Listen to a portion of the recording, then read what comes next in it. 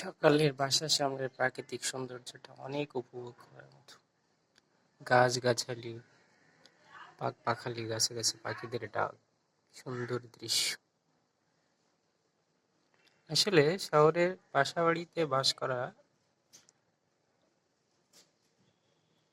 একটা দিক যে প্রাকৃতিক সৌন্দর্যগুলো দেখা যায় না, কিন্তু আমার বাসার সামনে যে গাছ, আম গাছ, জাম গাছ, নারকেল গাছ, কলা গাছ, অনেক গাছগাছালি আছে, পেঁপে গাছ, খুব সুন্দর দেখা যায়। এই দৃশ্যগুলো খুব মনোরম। আসলে শহরে যারা বাড়ি করে তারা দেখা যায় গাছ লাগায় না। কিন্তু গাছ থাকলে অনেক উপকার। এখন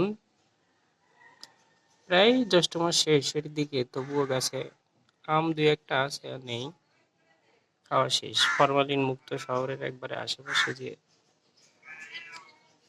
ফল ফলা দিয়ে আমরা খাই, দেখেন একটা টক ফল নিচে পড়ে আছে, এটাকে বলে ড্যাগু। খুব সুন্দর, টক, দামি খেতে পারি না। যাই হোক, আমার ছোট্ট একটা ইউটিউব চ্যানেল করেছি, দয়া করে আপনারা সাবস্ক্রাইব করবেন।